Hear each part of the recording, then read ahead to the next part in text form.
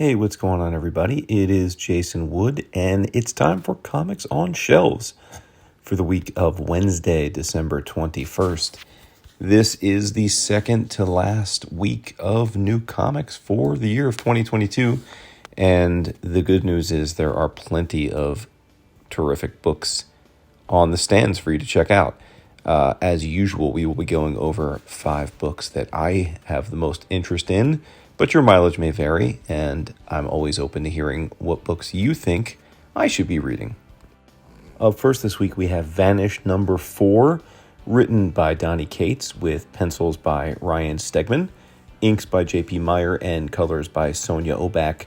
Cates and Stegman co-created this universe, which is a look at basically the premise is, what if Harry Potter is all grown up and decides to take out, aka kill, all of his former enemies who are now masquerading as superheroes on our Earth. This is the 4th issue in the first arc, and it has been an absolute hoot, nonstop action, and I've always been a big fan of Ryan Stegman's art, but as we said on the podcast a few months ago when we talked about the first issue, I dare say this is Ryan's career best work to date. So check this out if you like high-paced action adventure and have a bit of nostalgia for Harry Potter. And chances are, if you're listening to this, you do. We're going to stay with our good friends at Image Comics for another pick, and that is I Hate Fairyland number 2. This is, of course, volume 2, hence the new numbering, but it's written, as always, by creator Scotty Young. This time, he's not drawing the book. He has an artistic partner, Brett Bean, who, as we talked about in the first issue debut, looks amazing. And colors, as always on Scotty's books, Jean-Francois Boulot. This is a $3.99 book and picks up right where the original series left off. Gert is on Earth, a human, aging, and pretty much hates her life. It's the classic case of be careful what you wish for, the grass is always greener. We're going to head over to Boom Studios for Something is Killing the Children number 27, written as always by James Tynion IV, with art by Werther Deladera and colors by Miguel Murto. In the middle of this current arc, we find Erica, our protagonist, with very few allies left, and she is facing off against arguably the most daunting villain yet, the Duplicit type. Any week we get a new issue of Nightwing is great by me, and we're up to issue 99 of this series, written by Tom Taylor, who I dare say is putting together the greatest Dick Grayson comic run in history. Yes, I said it. And he's joined on art, as usual, by the incomparable Bruno Redondo, but Bruno has a little bit of help in this issue, with Geraldo Borges and Caio Filippi chiming in, with Adriano Lucas handling all of the colors.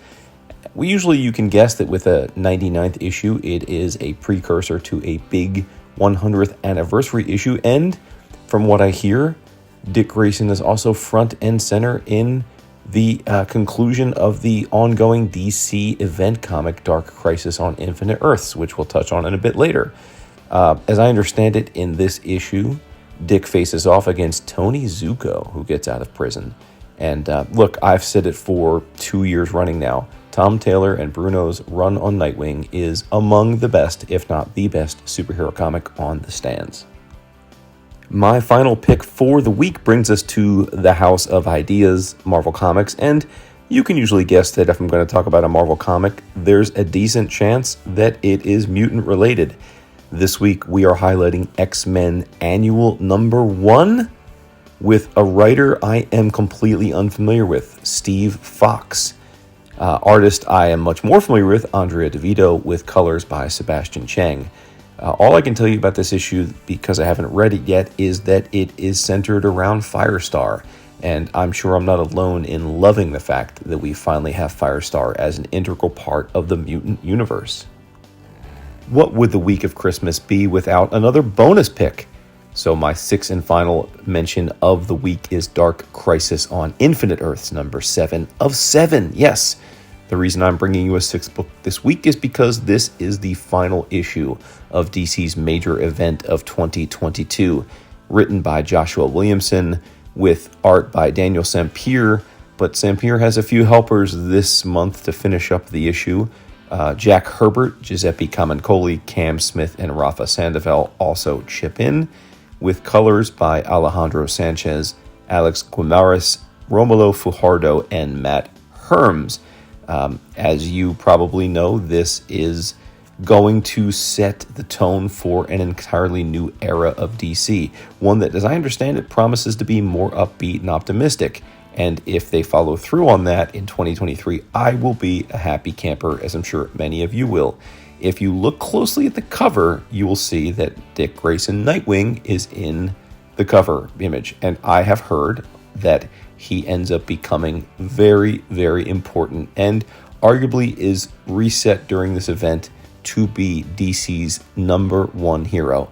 And based on the quality of the Nightwing comic over the last few years, I, for one, am here for it. And that wraps up this week. For those who celebrate, have a Merry Christmas or a Happy Hanukkah. And look, Happy Festivus for the rest of us. As always, if you liked what you saw here, please like, share, and subscribe to the YouTube channel. Every mention or share helps.